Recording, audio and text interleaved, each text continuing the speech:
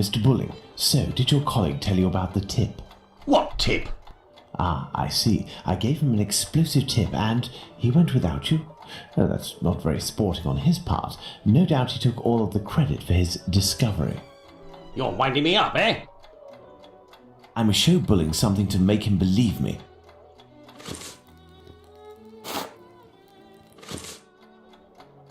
What do you want? I'm not winding you up. The proof is that he gave me this advance on the debt. The traitor! He owes me, if I find him! Before I leave, can you do me a favor? Heck, tell me. I'm looking for some reliable info on the murders committed in Whitechapel in the months before Polly Nichols' attack. Reliable? Ha! You really think you'll find that here? Fine. I'll be honest with you. We have folders that group the dispatches from the current year into categories. In the police law category, you'll find the transcripts of the trials and investigations that we sell to the newspapers that ask us. Perfect. Sadly, I am out of time. I'll leave you to solve it, eh? You're the detective, aren't you?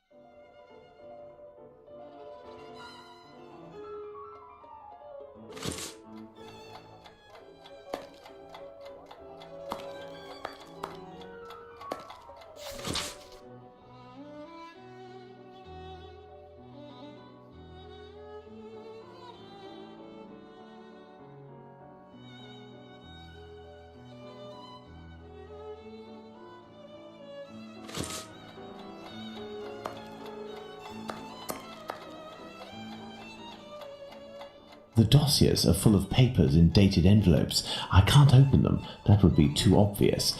How can I tell which compartment to look in? No categories are indicated.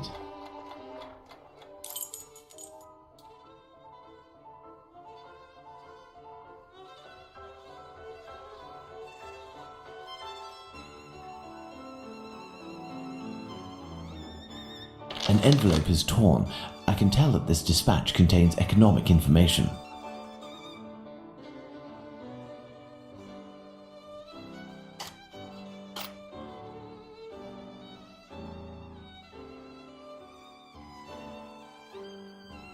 This compartment was repaired recently.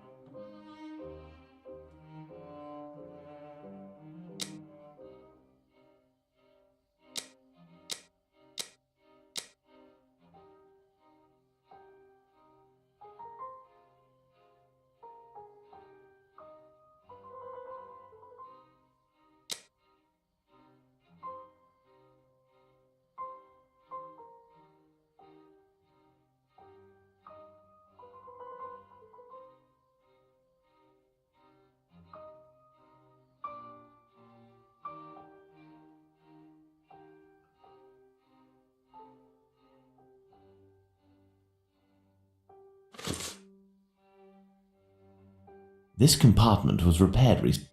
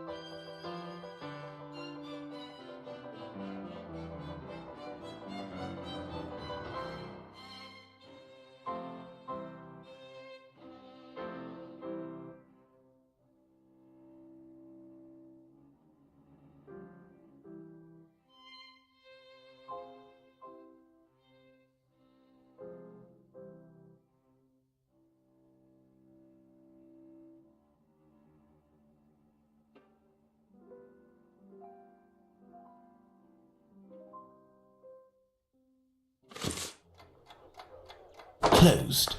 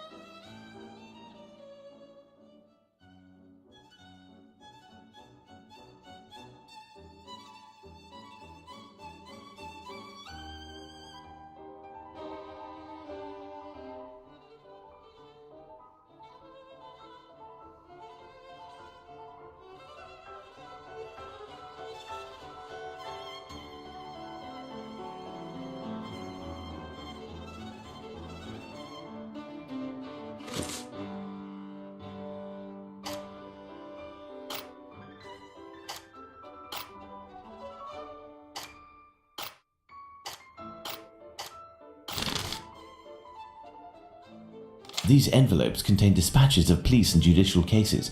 Now, I need to open them discreetly. I must try to unglue the openings.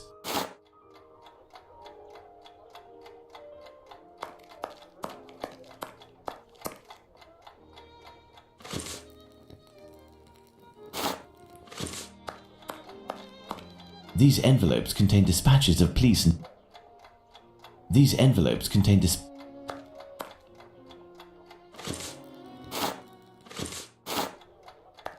I need something.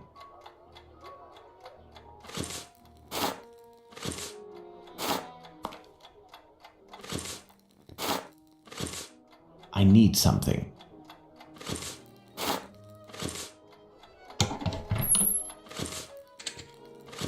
I need something.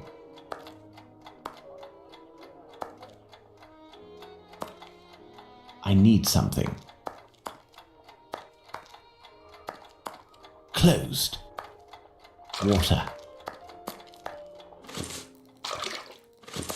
There, that will provide me with steam.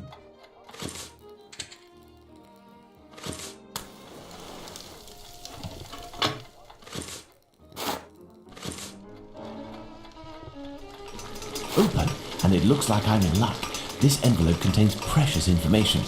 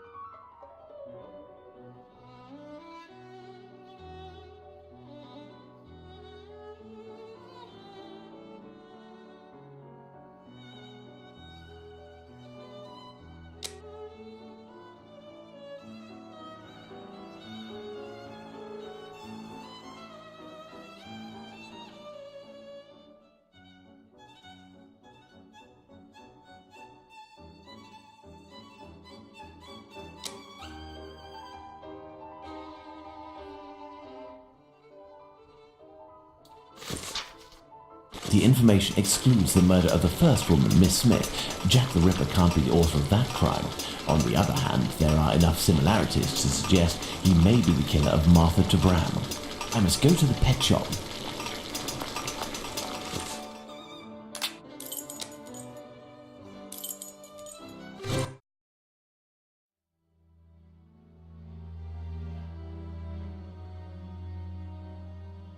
I must go to the pet shop. Closed until further notice. Abraham isn't there. No luck.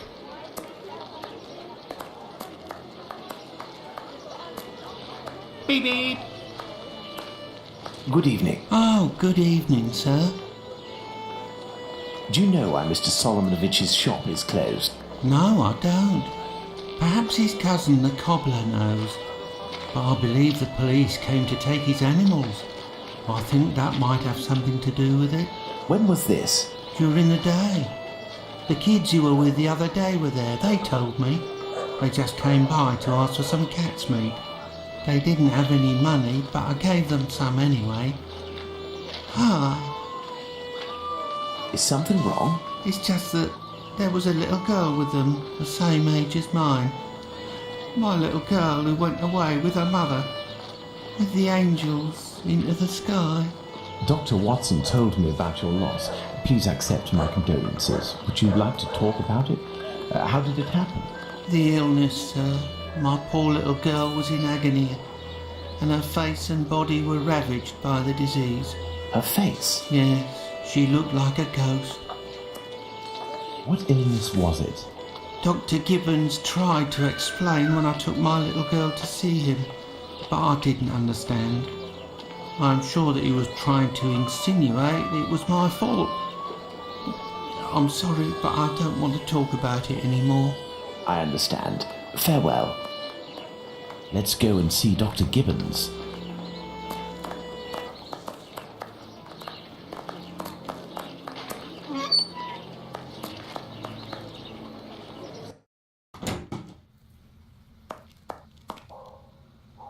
Hello, Doctor. Do you remember me? I'm Sherlock Holmes, Dr. Watson's friend. Ah, yes. Excuse the mess, but I am doing a bit of tidying. I have come to see you about a Mr. Hardyman, a cat food seller by trade, who recently lost his daughter and wife. Yes, I know him. A tragic story. Actually, I was hoping you could tell me about the disease that took his daughter, a disease that would have attacked her face. Well, to keep it short, we are speaking of syphilis, Mr. Holmes.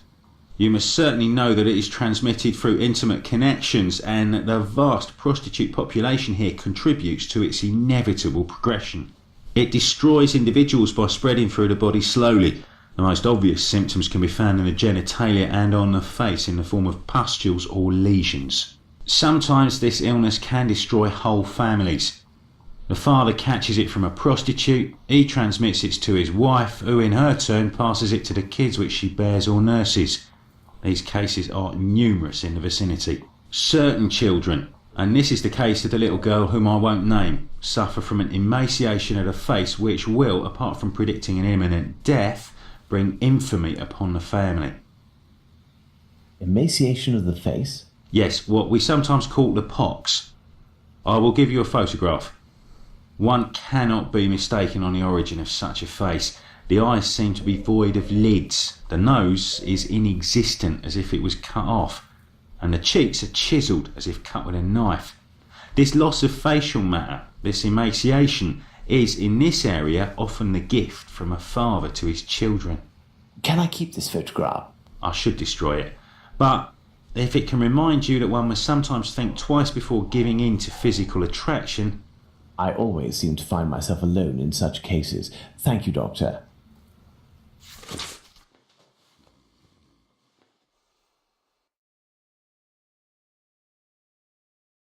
Let's go to the cobbler's.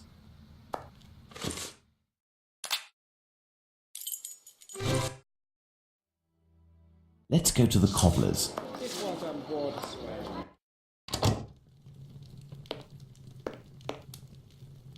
Hello, Mr. Solomonovich. Ah, Mr. Holmes, how are things with you? I heard your cousin Abraham had a problem with his shop. What happened? If I didn't know you well, I would tell you that it's Jewish business that doesn't concern anyone but the Jews. But as you have a little bit to do with it, you have the right to know what is going on. Ah, would I have something to do with it? Someone had seen Abraham telling you something and making big gestures near the Imperial Club. A vicious rumor quickly spread, and it has caused him great injustice. A slanderous denunciation attracted the authorities' attention to my cousin's shop. Abraham must be in the process of answering their questions. I did, indeed, speak with your cousin the other night. I'm shocked at the consequences of this discussion. As I was saying, it's the story of the Jews.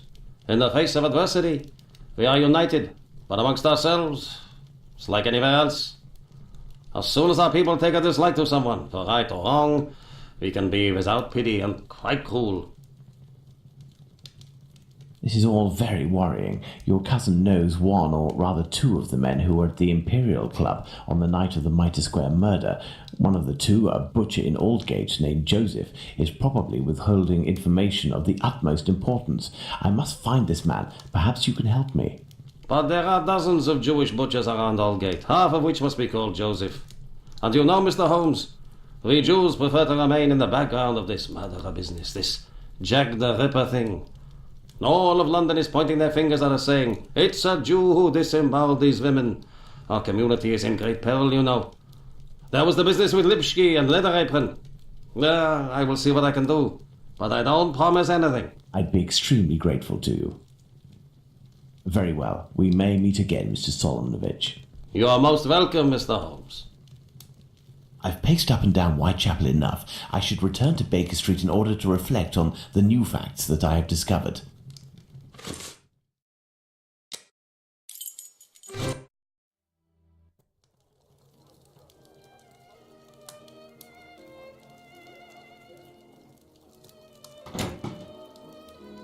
Hello, Holmes.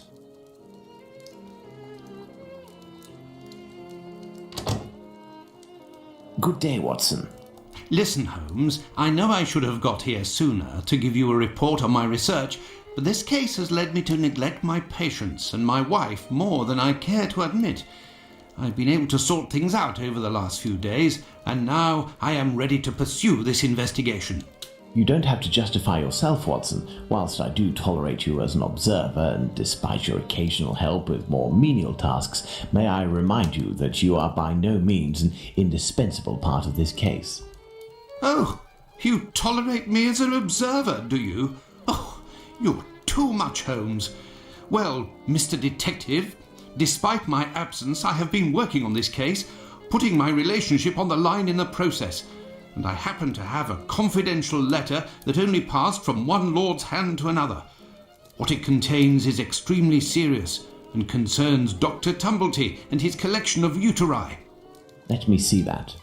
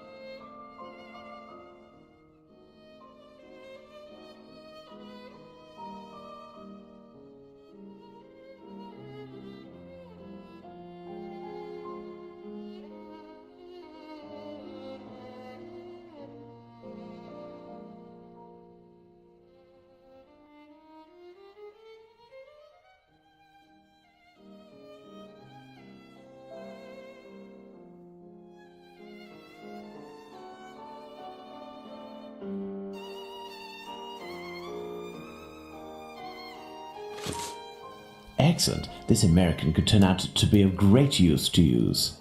That's right. And that's not all. I did some research and finally found an illness that affects the genitalia and can, in certain cases, cause facial symptoms resembling the mutilations seen on the last victim. It is called, would you believe? Syphilis and the emaciation that can be seen in affected children. I have known that for days, Watson. Really? Listen, now you're already here, Watson, we may as well continue the investigation. Do you remember the map on which we established the area in which our killer lives? I think we should continue our study.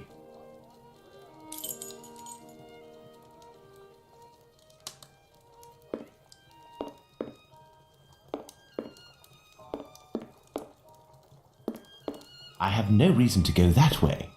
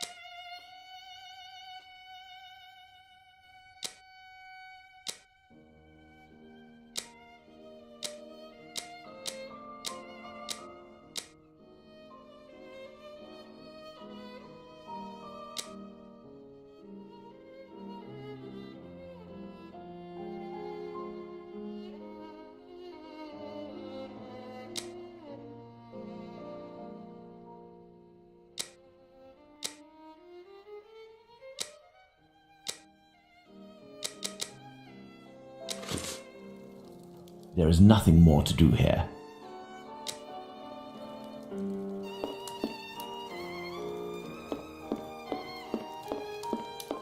There is nothing more to do here.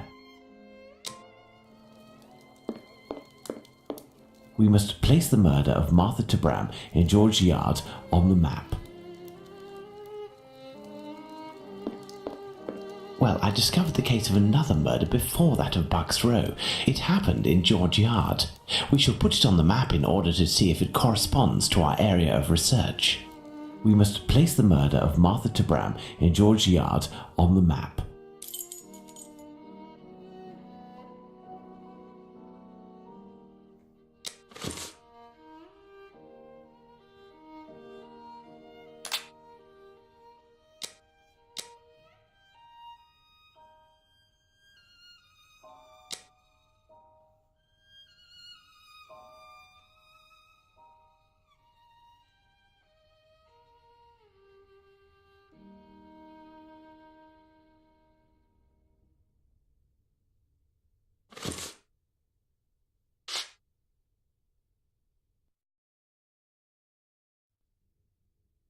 That is where Martha Tabram's murder took place. There's no point going there. I already have all the information we need on that matter. You see, this murder took place in the area in which our killer lives, his safe zone. Nonetheless, there are two major differences between the murder of this Martha Tabram and that of Polly Nichols. Firstly, the blows inflicted are not the same. And the second difference? It follows on from a doctor's opinion. He claims two weapons might have been used, and if there is one group of people we absolutely must not trust in this business, it's doctors. Don't you agree, Watson? Watch it, Holmes. Tabram's murder took place in an area where the murderer, whose cowardice is clear, was able to make a quick getaway, that is to say, near his home. For his second murder, he would have wanted to go further afield, so the police would not link these two cases. And as for the other murders, seeing the ineffectiveness of his last one, he headed in different directions to kill his victims while still staying in the vicinity and without going any further than necessary, and all the while planning his escape. My dear Watson, we now know what this man looks like, in what area he lives, and that he suffered directly or indirectly from syphilis. Let's not forget the anatomical knowledge he must almost certainly possess. Given his lower class background, a butcher seems very likely. However, it may be the case that the man was a butcher once, but is no longer. He might also have been a medical assistant. Who knows? That's why we need the testimonies of the other Joseph and Dr. Tumblety in order to be certain. What shall we do, Holmes? As the police's cooperation is futile and can be ruled out, we have nothing to do but wait. Watson, wait, and hope we see one of these two men before the killer strikes again. At last, a long day's work done.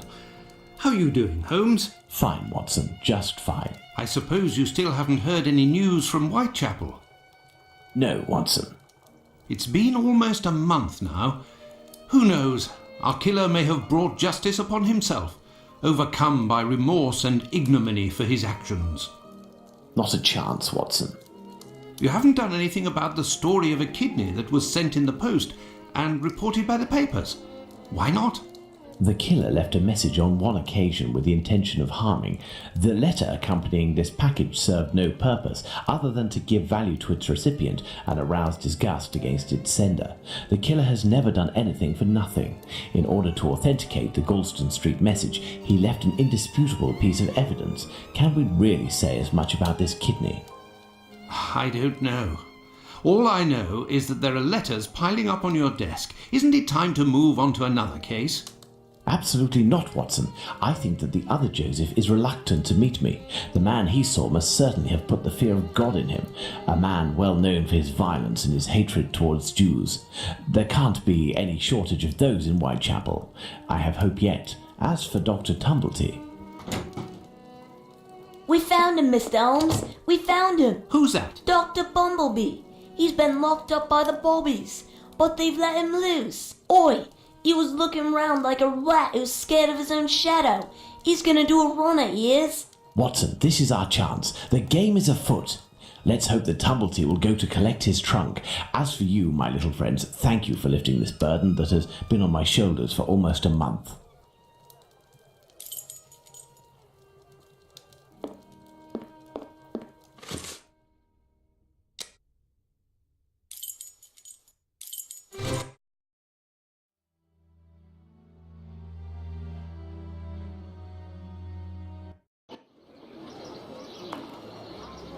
He is here. The doctor is here, up in his room. Peeking through my door, I saw him go up the stairs, and I think that he has a pistol. Regarding the trunk, did you do what I told you to? Yes, I jammed the lock and filled the trunk with stones. Should we call the police? Absolutely not. Go home, lock your doors, and if you hear a gunshot, shout as loudly as you can. Watson, we must disarm this man at all costs before attempting to confront him. Come, have your pistol at the ready and stay alert.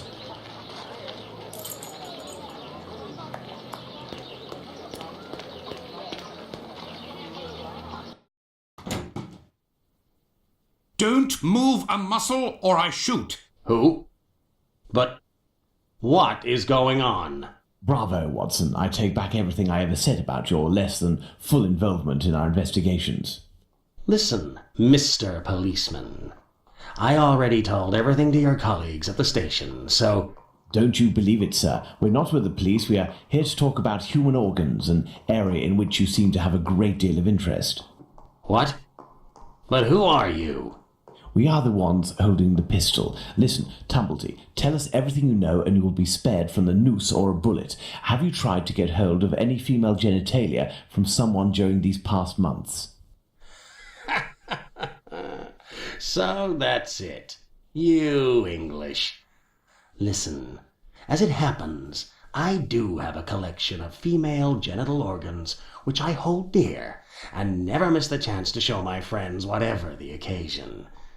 If you knew what I feel when my eyes meet the young men's as they contemplate with astonishment and disgust this soft and flabby skin that they worship and place at the center of all their passions. Women repulse me, gentlemen. They are one of nature's greatest mistakes. Lying, haughty, and most of all, nauseating. No, sirs. Men, mankind, we are not made to soil ourselves with such animals, and it is my task to educate my peers, like the ancient Greeks used to do, and put them on the path to masculine relationships, the only kind worthy of our intelligence. My God, this man has lost his marbles, Holmes. You haven't answered my question. Did you attempt to obtain any female organs? Indeed, but a long time ago. I was living in Liverpool at the time. A few of my specimens were starting to lose their freshness. But despite the sum proposed, the heads of the university hospitals refused to accede to my demands. The fear of what others would say, certainly. I know nothing more similar to an arrogant fowl than an English doctor. Yakety-yak, always showing off in the courtyard with their haughty airs. And as soon as... Shut it, Tumblety. So, was it you who killed all of these women? Yes or no? I regret to say that it was not. If I had really wanted a few more uteri, I would have had them brought in from the United States, where it would cost me much less than here. Or I would have shown a few gold coins in the hallways of a morgue or a hospital in London, and they would have kissed my feet to sell them to me, and not taken the least risk. But kidneys are all the latest, aren't they? I think that I could find one tomorrow for less than £1. In short, gentlemen, I do not know your killer, and I don't know why he's doing that. But if you come across him one day, please send him my friendship and my deepest respect. You've gone too far this time. Come, Watson, let's not get carried away now. Thank you for your assistance, Doctor. If I may offer some advice, you should leave England as soon as possible. Each day that you remain in this country is a risk that an intelligent man would not take. My pistol? Without that, it will be even more risky.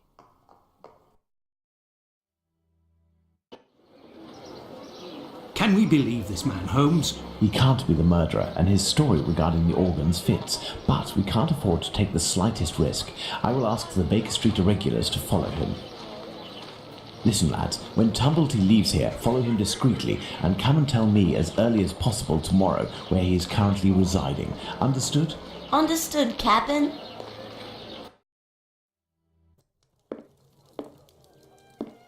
You are already ready, Holmes. What is going on? I have been waiting for you for at least an hour, Watson. It would appear that a new drama has unfolded. The youngsters came to give me this address, but I have some doubt as to the actual location we are going to.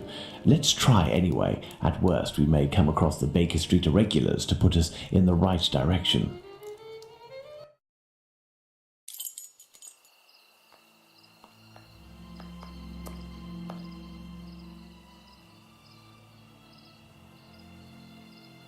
We are lost, Holmes.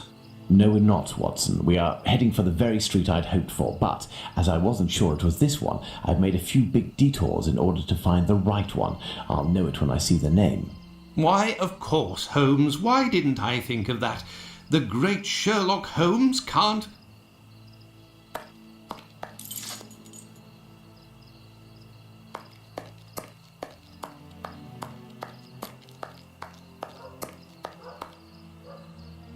How are you, my friend? Are you not feeling well? No, My friend is a doctor. He can take care of you. don't go there. He came here and he... Now, Watson, take care of him.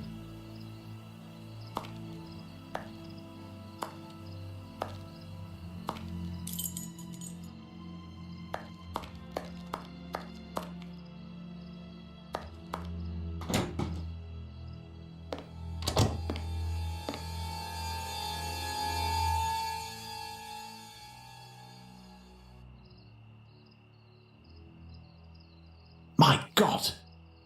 What happened? Can't talk. Wait for the coppers. Are they coming? My eyes are crying. No. Go find them too, mister.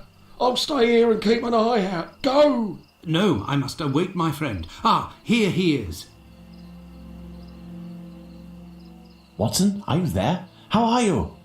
Fine, Holmes, and you? What happened? Hello, sir.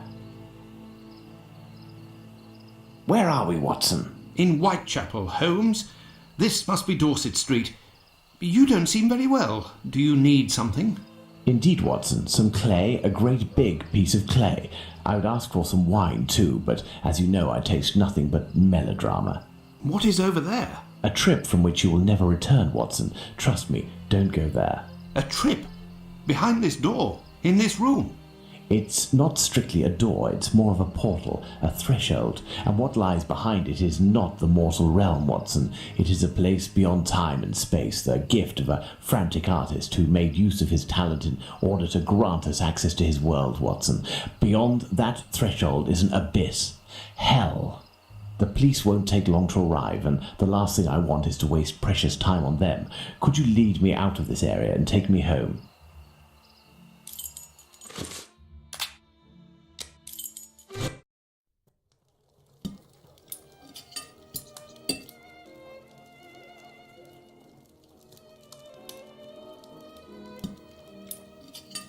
You should come and eat, Holmes. Mrs. Hudson has worked wonders. The joint has been cooked medium rare. If only you would tell me what was in the courtyard. The answer, Watson. The answer, Holmes? Yes, the answer to a question that you asked me a few weeks ago. How the devil can the answer to a question I asked you be found in that courtyard? And what question are you referring to, Holmes? How our killer set about reaching the height of horror by taking another victim, Watson.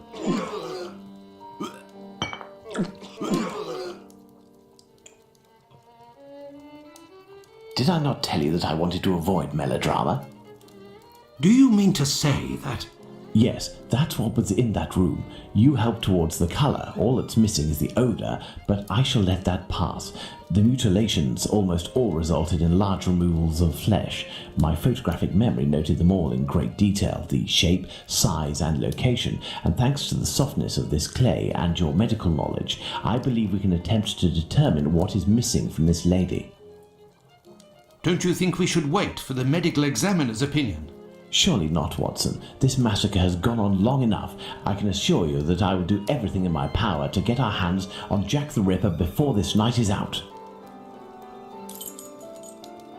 Watson, we shall reconstruct the body of this poor woman and inspect it in detail as well. Your help as a medical man will be invaluable. Holmes, I feel a bit unwell. Well, I understand. I will manage on my own. Her throat was slit just like the others. The wound is particularly deep.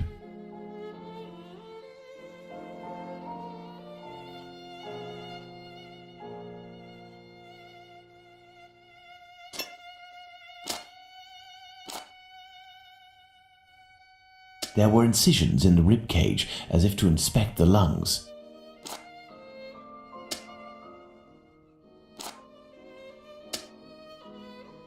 The liver was neatly removed.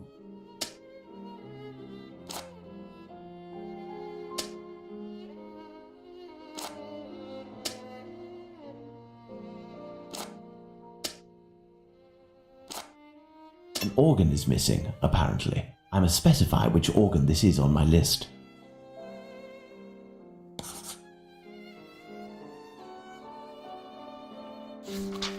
There we are, Watson. We have examined everything.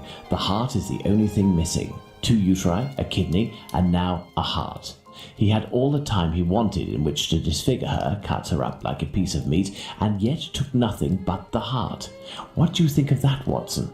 Watson?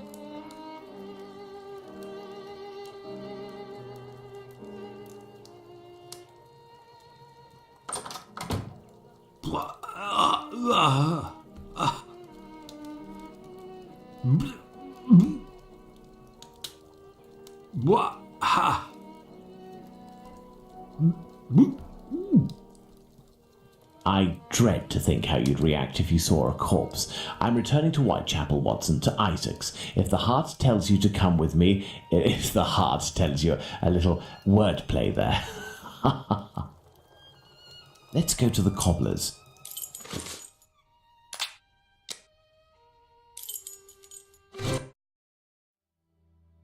Let's go to the cobbler's. Beep, beep. Evening, Mr. Holmes. Good evening, Hardyman. Has Abraham Solomnovich still not reopened his shop? No, not that I know of. Have you heard anything about the latest murder? Certainly there is talk of nothing else. Poor girl. I hope they catch the bastard who did it. Who do you think that could be? A madman, that's for sure. Everyone in the area is pinning it on a Jew. But I don't believe that for a second. Why? Because Jews don't like blood, you see. They're not allowed to eat it, and they have to drain the meat before cooking it. It's true that they eat animals, but they are fanatical about all kinds of silly things. I don't know much about their rituals and all, but I know that a Jewish butcher can't just do whatever he pleases with his knife. He has strict kosher rules to follow. You seem to be very well informed. Well, I buy my meat from them too. My clients don't care whether the meat comes from Jews or not. Cats eat it regardless. And let me tell you, I'd go as far as to say that I may even have more faith in a Jew, because even if they don't eat all the offals, a Jew inspects them to see if the animal was in good health. Lungs, for the most part, and as they make up most of my cat's meat, you can see the connection, right? Jews are allowed to eat offals? Oh, yes. They eat calves' kidneys, I think. How big is that? A calf's kidney? Ah, well, that depends if it's fresh or if it's been marinated in brine or cooked. When fresh, are they as big as a human kidney? They would be, yes. You know, Mr. Hardyman, it's lucky for both of us that the murder that took place in your mother's courtyard was only the Whitechapel killer's third. Had it been the first, I wouldn't be thanking you, as I'm doing now, for all of this important information. Goodbye and take care. If you say so. Right, farewell, Mr. Holmes. Let's go to the cobbler's.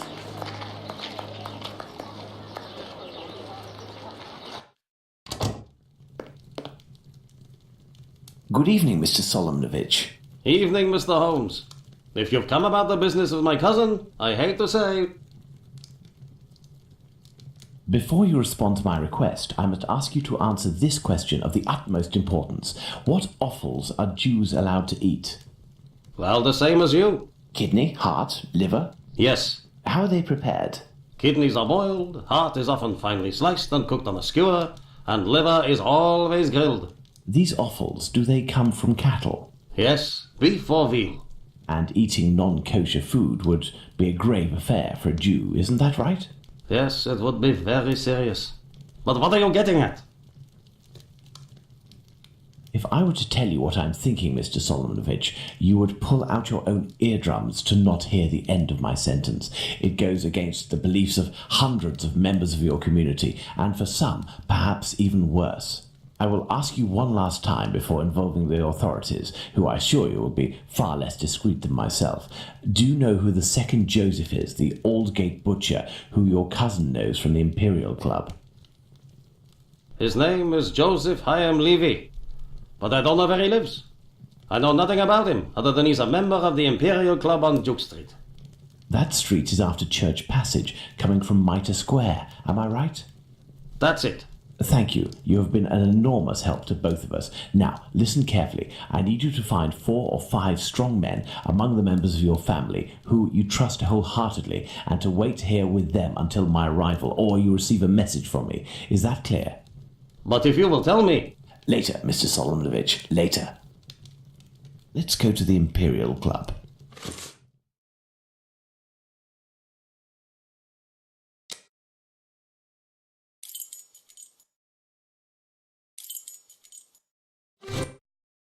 Ah, there's the Imperial Club. Let's see if I can find Joseph Hyam Levy.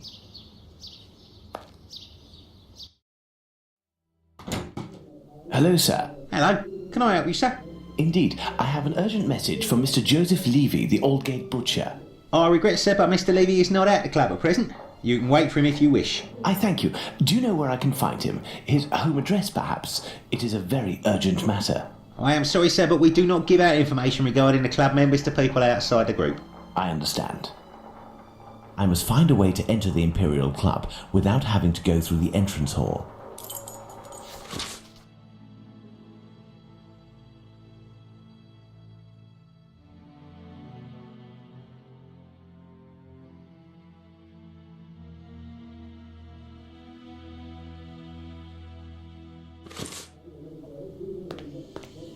Judging by the sound of voices and applause, there is a meeting going on at this very moment. I'll have to be very cautious.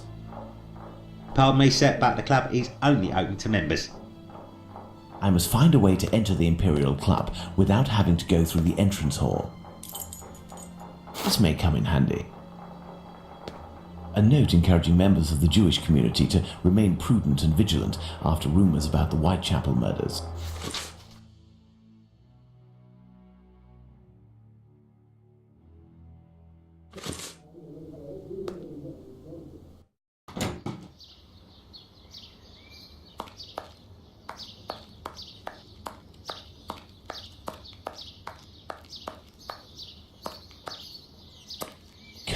It's a service door and firmly locked. There must be a stockroom in the cellar beneath this room.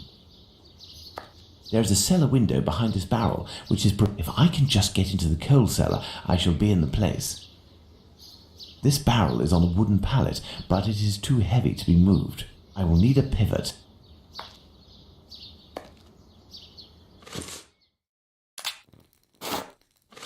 I will need a pivot.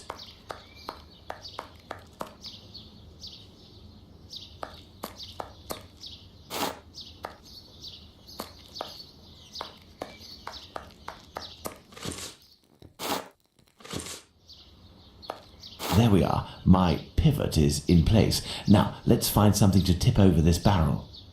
I will need a pivot. I will need a pivot. I will need a pivot. I will need a pivot.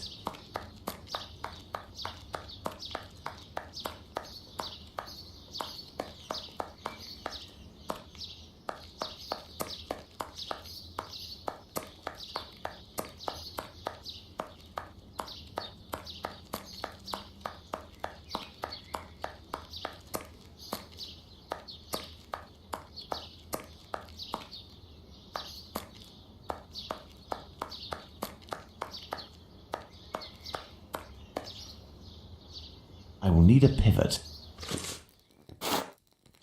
I will need a pivot. I will need a pivot.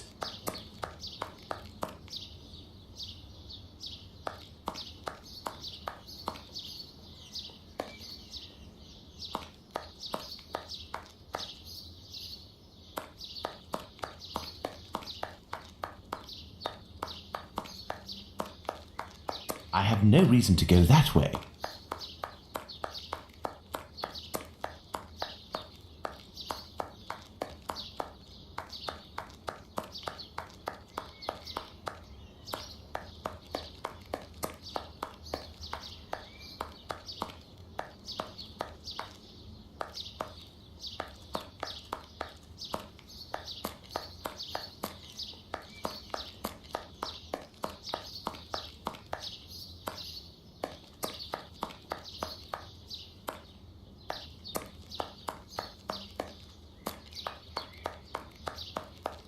I have no reason to go that way.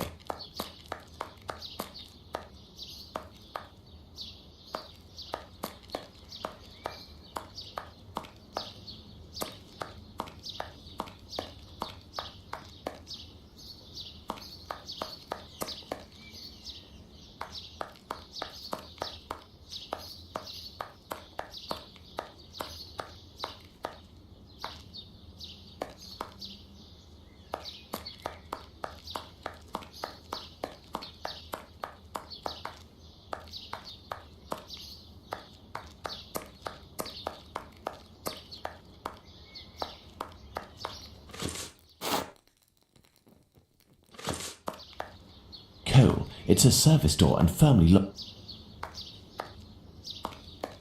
I will need a pivot.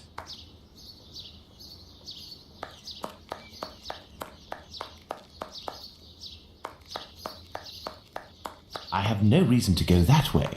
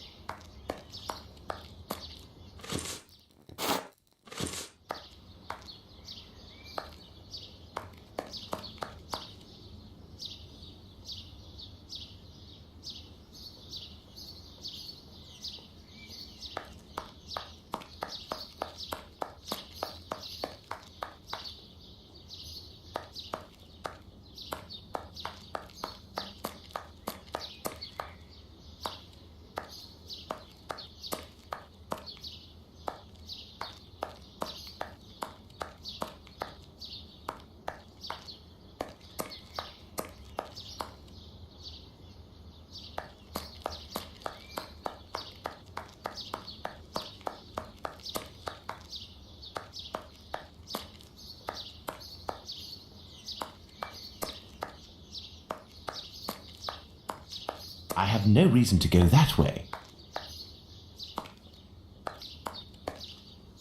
Nothing of interest here.